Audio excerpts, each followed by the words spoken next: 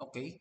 So, uh, let's continue kay ang kadtong ganinang nga video kung gibuhat medyo naputol kay due to puno wala na yung memory allocation sa PC nako dare ah ang last dito is katong nag-discuss ko resonant frequency. Okay? So I will upload also the part 2. That is part 2A na to. This will be the part 2B. Okay? Anong want nga maputol siya kay sayang po, no?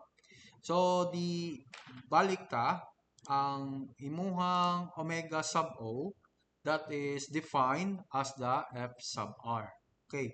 So F sub 2 pi F sub R, the F sub R is the resonant frequency. Okay? So I will check first. Okay. Audible naman po. Okay. So resonant frequency in hertz ni siya. Okay. Wait lang. I will check kung nakakonect pa ba. Okay. Still connected. Okay. Now, let's go to the problem. So, money. Itong na-discuss na ko sa part 2A. Okay. Kuha na to ang noise voltage, honey. Okay. So, this will be the continuation. Pinaputol siya kay lagi napuno na no memory allocation. Well, commit yun na ma-upload na ko siya sa YouTube kay medyo bugat yun siya kay naka-OBS niya ako gamit. Okay? O, sige. First and foremost, ang buhaton nato is kwaon nato ang dynamic resistance. Okay? So, you have here the pen. Okay, ano ng pen. So, sulat sa nato una ang given. Okay, para dili ta malibog. Okay, so solution. So first, the capacitance is given as 23.5 picofarad, or this is equal to 23.5 times 10 to the negative 12. Okay, negative 12 farad na siya. And then followed by the Q factor. Okay, Q factor, that is Q factor is 40, unitless na siya. Okay, bandwidth is limited to 10 kilohertz.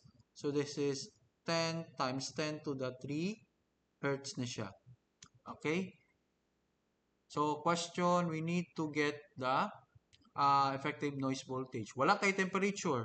So set the temperature as 290 Kelvin. Wala patay dynamic resistance, and you have the noise voltage. So duwa ang wala pa. So kuha ko na to una ang dynamic resistance. Okay? So solve. Solve for dynamic resistance. Okay? I-check sa nako kay murag paspas na po diya ang iyang clocking. Okay, 3 minutes di sorry. So, dynamic resistance. So, balik ta sa formula, that is the R sub D. Tulo man ni. Quality Q factor and C, Q factor and L, and Q factor and coil resistance. So, tanawon na to. Ang naa diha is the capacitance and the Q. So, meaning, katong division, R sub D equals to Q factor divided by omega sub O C. Okay. Dapat na itong resonant. Okay. So, that is 125 megahertz. I forgot to write that one. So, sulat na lang na ako. Resonant frequency is 125 megahertz. So, to be expand as 125 times 10 to the 6 hertz. Okay? So, this will be turned into Q divided by 2 pi F sub R C. Okay? So, R sub D is equal to Q factor or quality factor, that is 40. I-divide na to siya sa 2 pi multiply by resonant, that is 125 times 10 to the 6, and the capacitance, that is 23.5 times 10 to the negative 12. Okay, so 10 na siya. Okay, dynamic resistance is equal to, okay, you need to use calculator, of course. So calculator, so 40 divided by 2 pi times, so you have 125 times 10 to the 6 times 23, wait lang kanihang, 23.5 times 10 to the negative 12. So we have this one, okay, 2167 2167.21625. Okay, so I will write, okay, 2167 point. Okay, so wala si calculator nako, kalit na siya kawala. Okay, so dari na lang ta. Okay, so 40 divided by 2 pi times 125 times 10 to the 6 times 23.5 times 10 to the negative 12. Okay, 2167, 21625. 21625. Okay. So 216. Okay, make it erase. 21625 ohms. Okay. Sensya, di wala nagkadimaw ang symbol na ohm. So okay. That would be better. Okay. Then this will be in terms of equal to, or this is 2.1676722 times 10 to the 3 ohms, or this is 2.16722 kilo ohm. Okay? So, pwede rin na either of this one. Okay? So, ako, I'm preferred nga katong nakakilo, 216722. Okay? So, to get the noise voltage, but again, you can use the 2167.212, 21625. Okay? So, for noise voltage, so you have noise voltage is equals to 4 kTb R sub D. R sub D na, dili na itong R sub L. Kaya ang load na to would be the tune circuit man. So that is the dynamic resistance. So noise voltage equal to, so atong patasan kay medyo ubay-ubay pot. So 4 times 1.38065 times 10 to the negative 23 multiply by temperature of 290 multiply by the bandwidth of 125 times 10 to the 6 and okay, wait lang, medyo mura siya negative dali. Okay, so 10 to the 6 and multiply by 216722, okay, times 10 to the 3. Dali na ko ibutang sa ubos, so hindi siya magkasya. So noise voltage equal to, okay, so using the noise voltage, okay, wala na, nagtukar na ako ang calculator. Sorry, mawala siya. Sensya kung sige ako click sa calculator. Wala niya, click na po ko. So 4 times 1.38065 times 10 to the negative 23. I-multiply na to sa 290. Then, multiply sa 125 megahertz times 10 to the 6. Then, 2.16722 times 10 to the 3.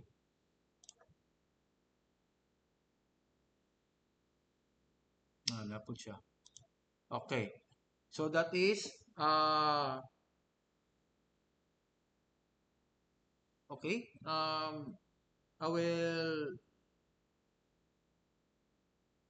will check kung sakto ba ako ang gibuhat. Okay. My mistake. That's not a 1 to 5. Okay. Ako ang mali. Sensya. So, I will make erase. This is 10 megahertz. No? So, bandwidth is 10 megahertz na, sir. So, I know. 10 kilohertz. Not 10 megahertz, sir. Okay. That is 10 kilohertz. Okay. So, you have 10 times 10 to the 3. Okay. So, I think we should re-input. So, that is 3. Okay. So, to be correct na lang. So, that is 10 kilohertz. Okay. Okay. This will be the answer. 5.89145. Okay. Times 10 to the negative 7. Okay. So, 5.89145. Okay. So, 5.89145. Okay. Times 10 to the negative 7 volts. Or, okay, or, gamit to dire. So, try na to, og notate, oy, atras ta, to be exact. So, 0.58915. Okay. 0.58915. So, or 0.58915 times 10 to the negative 6 volts, or this is 0.589, okay,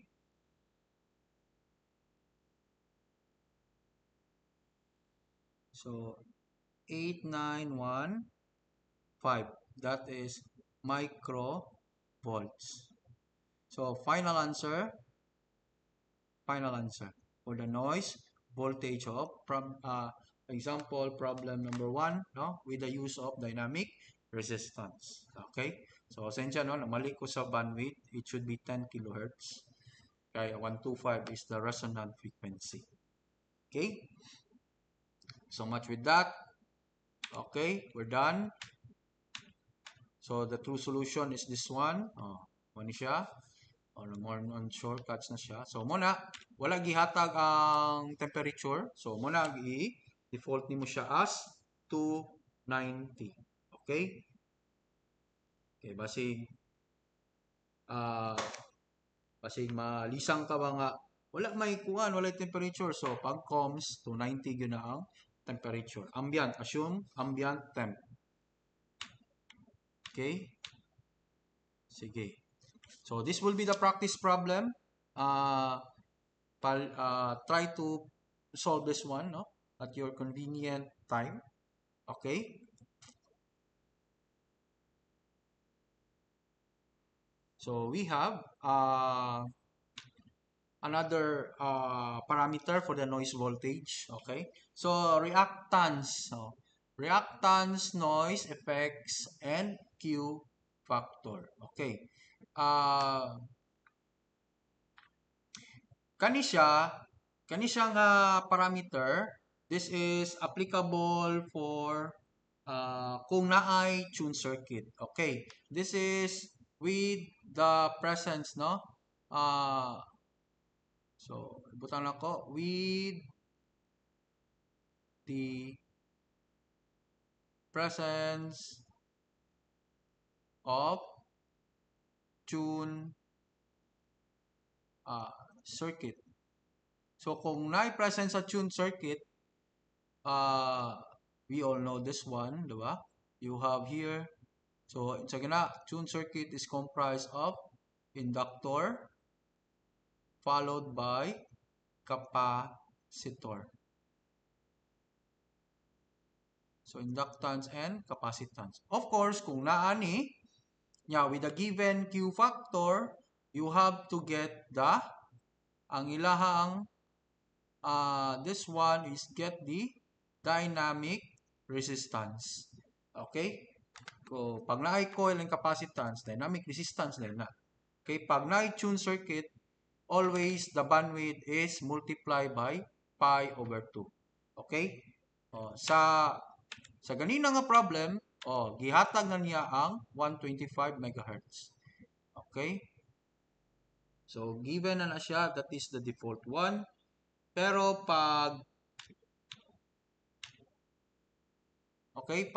inani nga case, so asa to? This one, you have to get the what we call it, the dynamic resistance and also the for the bandwidth, effective noise bandwidth, so that is pi over 2 lang ang gamiton. Okay?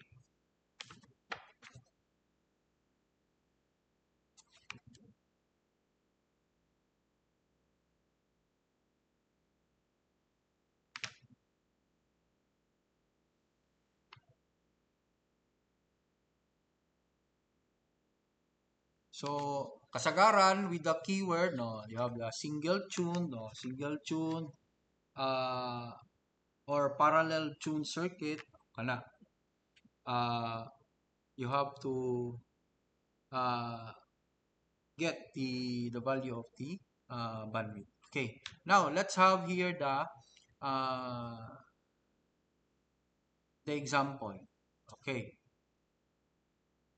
so a single tune circuit with a Q factor of 70 and is resonant at 3 megahertz with a 40 picofarad tuning capacitor. Calculate the equivalent noise bandwidth for the circuit.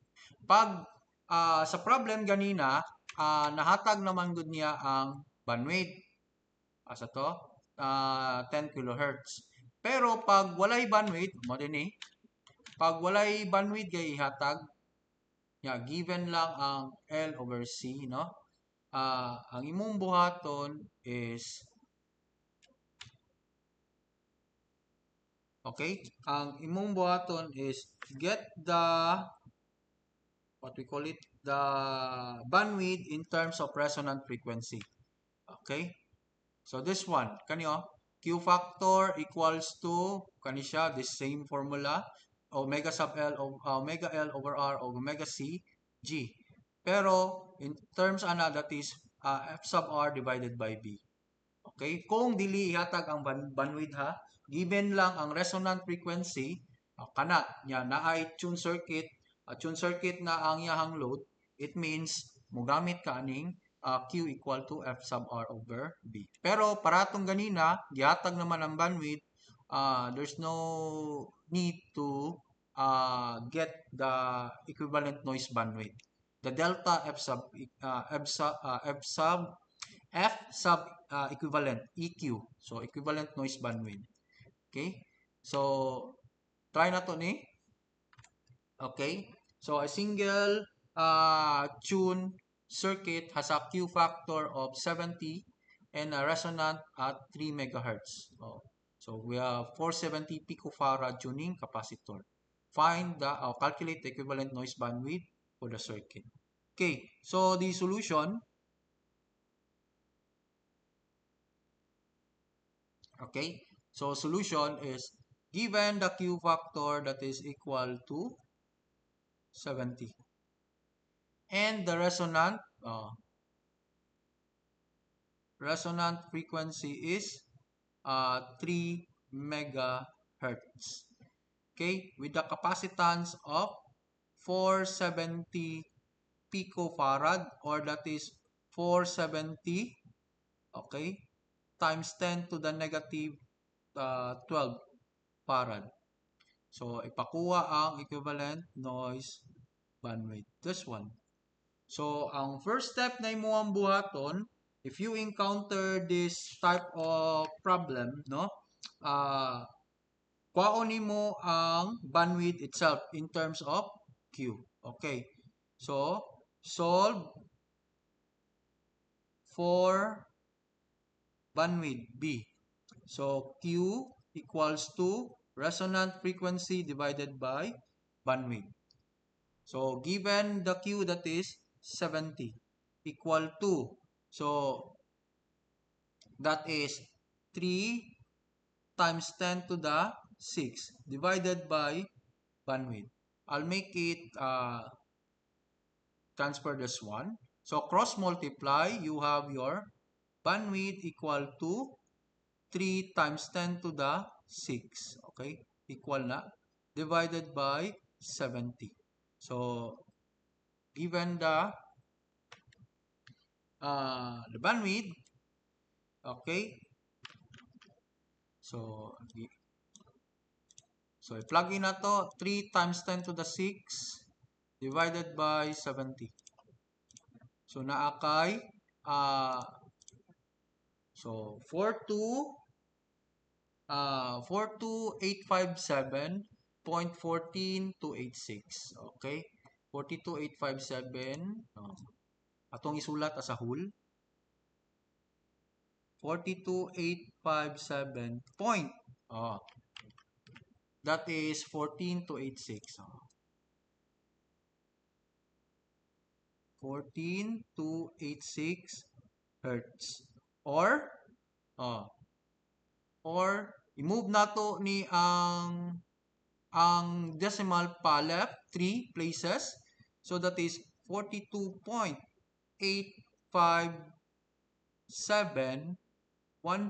times 10 to the 3 hertz, or that is 42.85714 kilohertz. So that's the bandwidth. Okay, dili pa na finale. So atong i-solve is the delta F sub Q. Solve for, okay, so delta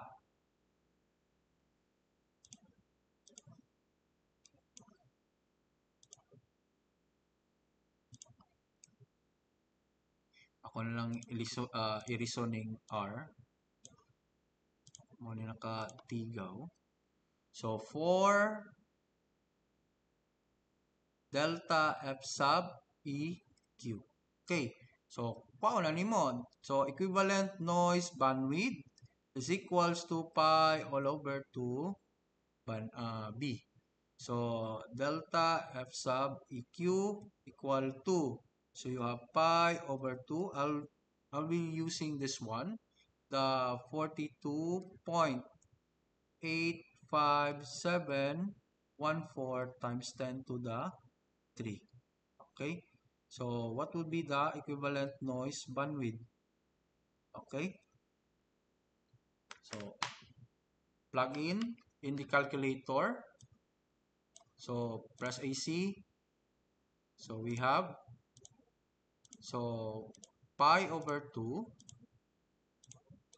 times 42.85714 times 10 to the 3. So, we have here the answer, 67319.83809. Okay. So, 67319. Sulat sa nato. Point. That is 83809. Okay. So, 83809 hertz. Or, so move ang decimal katulo para himo na tong kilo.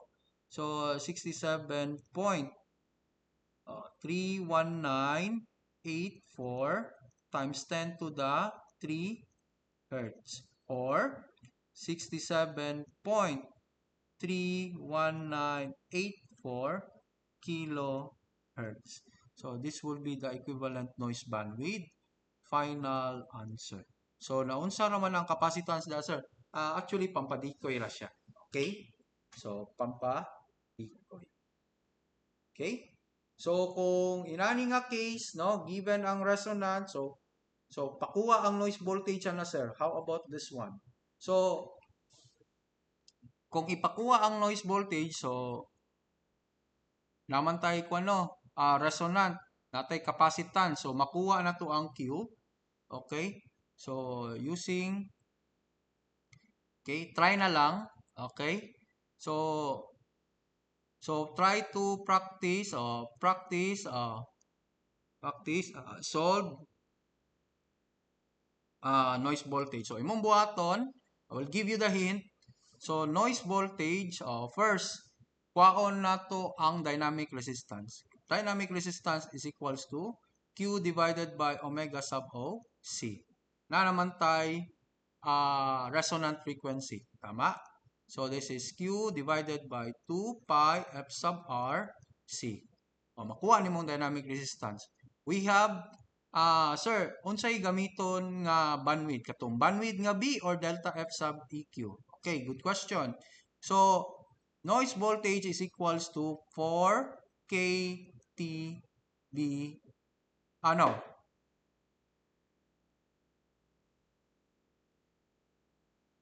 Okay?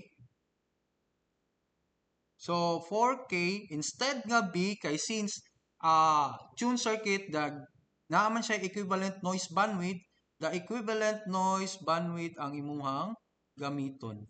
Then, the dynamic resistance. Okay? So, take the square root. Mo na imuhang gamiton. Okay. Sir, walay temperature. So, assume your temperature is 290 Kelvin. Then you can solve the noise voltage. Okay? So, pag inana, no, pag tune circuit. So, pero kung tawag ani, naka-specify na ang bandwidth, no need to get the delta F sub EQ. Okay?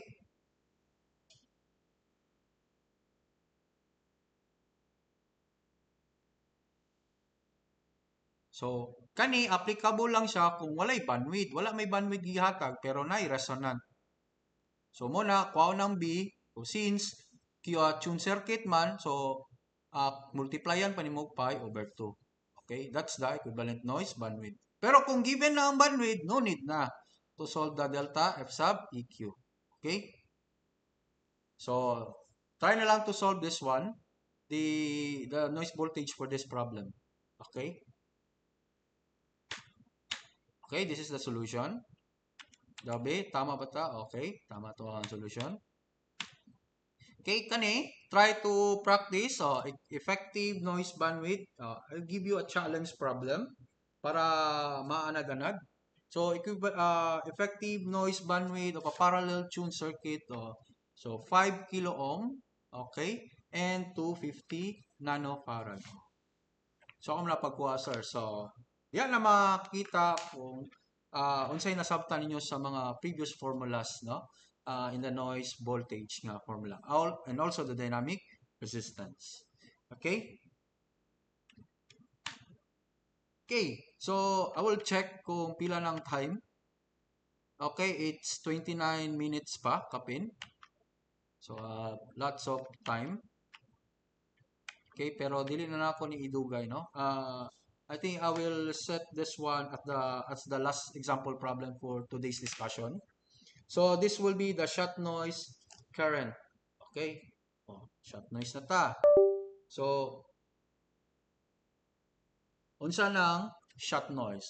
Ang shot noise is derived from the fact that when driving a speaker, it sounds like a shower of lead shot falling on a metallic surface. Okay? And it is caused by random variations and arrival of electrons or holes at the output of electrode of an amplifying device, and appears a randomly varying noise current superimposed on the output. And take note, shot noise and thermal noise are additive. Pasabot sa shot noise is, this is a random moving or random variation sa arrival sa imong electrons or sa hole sa imong amplifier or sa semiconductor device.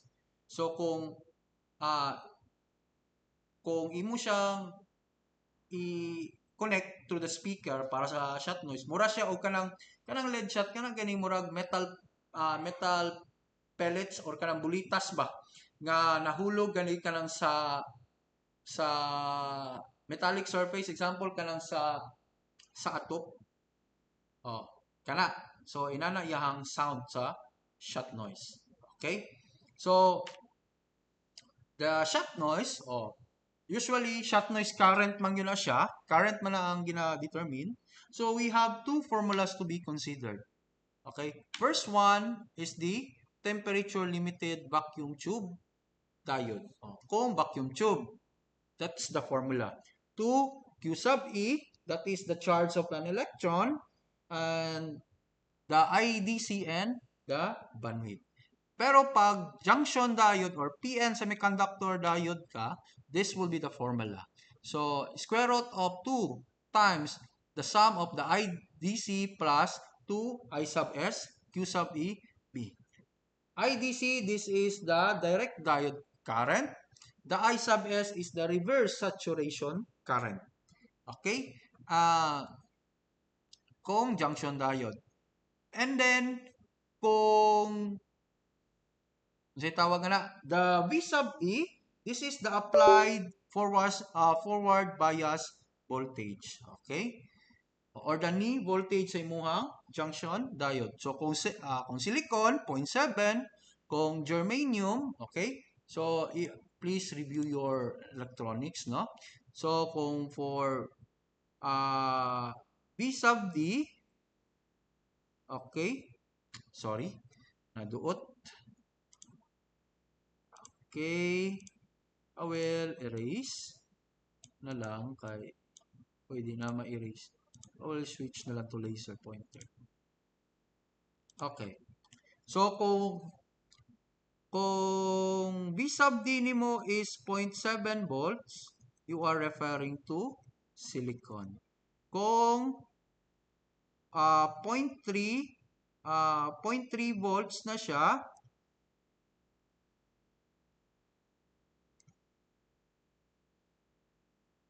you are referring to germanium. Kung 1.2 volts, you are referring to gallium arsenide nga diode.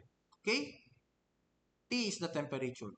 Kung ihatag ang reverse saturation current, mokuha gyud ka sa DC current niya. Okay? So, what are these variables? So, muna na, ingon na nako, I sub N, the noise, the shot noise current is RMS, the same with the noise voltage. So, RMS, shot noise current, the Q sub E is the charge of an electron. Sabot na to, 5 decimal lang ta. So, just like the K, no, the 1.38065 times 10 to the negative 23 joule per Kelvin man to, there is a charge will be 1.60218 times 10 to the negative 19. The C is Coulomb. The I sub DC is the direct diode current or the DC current. I sub S is the reverse saturation current. The T is the temperature. B is the bandwidth. K is the Boltzmann's constant. O kanina, gyapon. 1.38065 times 10 to the negative 23. And V sub D is the applied forward bias voltage across the diode. So, 0.7 sa silicon, 0.3 for germanium, and 1.2 volts. Okay. So, from your electronics, okay, di ba, asa ginagamit si silicon o germanium, sir? Usually applications. Pag high power applications, so high voltage, high current nga mga applications or the industry type, you have to use silicon. Kaya ano, pag i-reverse bias nimo ang silicon diode, kaya pa niya mulahutay pag reverse bias state pa before siya madaot. Oh. So, na certain temperature nga kaya pa niya stand before siya madaot. Unlike sa germanium, mabali lang na siya, wala, daot na yun. Okay, but the good thing of the germanium diode is, ginagamit na siya kung ang imong application is fast switching circuitry.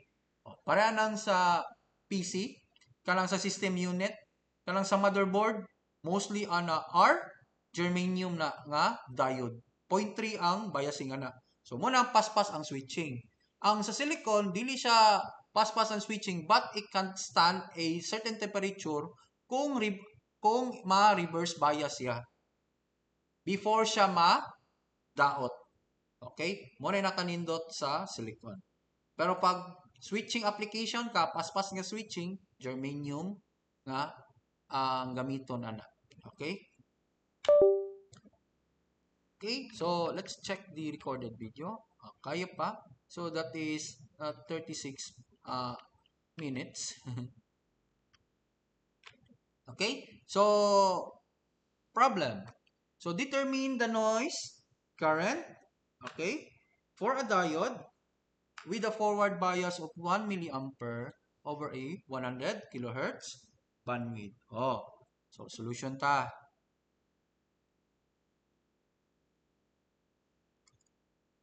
So diode. Okay? So wala giingon kung silicon or germanium. So meaning dili ipakuha no need to get the what we call it, the forward bias voltage. Okay? So current lang ta. So forward bias sa IDC, that is the first one, that is 1 milli.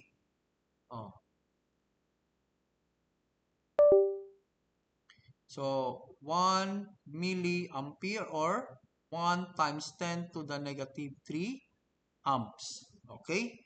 Bandwidth is 100 kilo hertz, or this is 100 times 10 to the 3.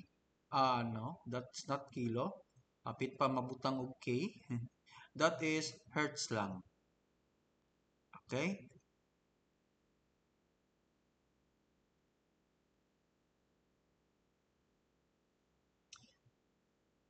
So, walay reverse saturation current, sir. It is 0. So, what we want is the noise current, the shot noise current. Okay. So, what would be the formula?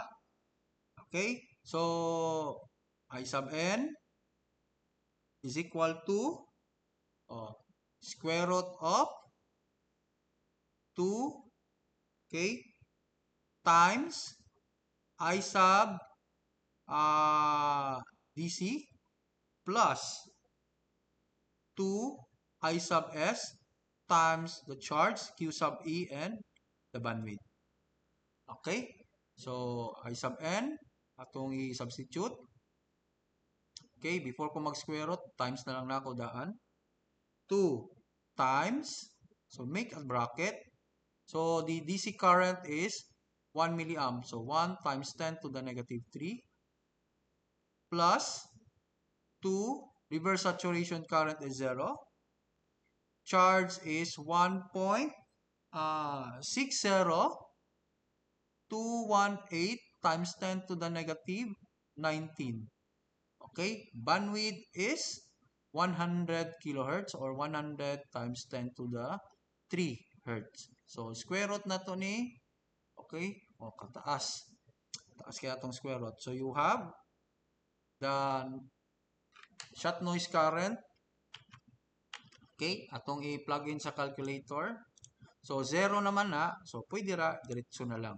So, 2 times 1 milliampere or 1 times 10 to the negative 3. Then, the charge that is 1.60218 times 10 to the negative 19. Multiply tag bandwidth. Bandwidth is 100 times 10 to the 3 hertz. Okay? So this will be the answer. 5.66071. I'll make it decimal 5. So 5 point. Uy. So wait lang kay naduot na pud.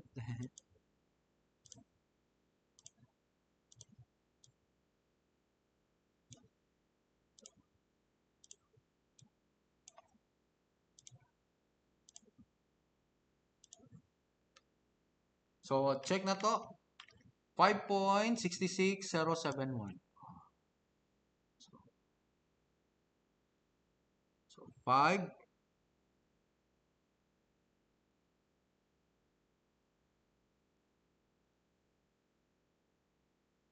5.66071, okay, times 10 to the negative 9 ampere. So, negative 9 is nano, di ba? So, you can say, or, this is 5.66071 nano ampere. Gagmay ra yun ang shot noise current there in terms of nano amperes siya. Or, okay, ang ubang books, they are referring in the range of milliampere. So, imong buhaton is shift shift eng ka. Shift eng. Okay, another shift eng na pug ka. Twice. Usab ha, akong usbon equal. So, shift eng, then again shift eng na pug ka.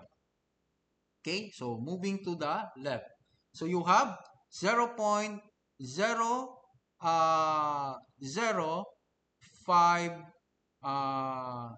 66.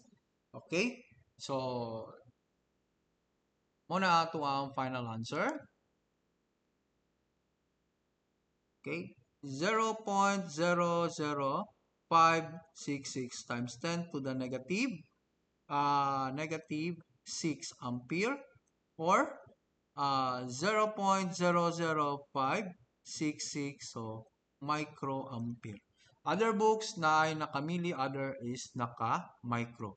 Usually, pag mag-solve og shot noise current, naka-micro kasagaran ang final answer.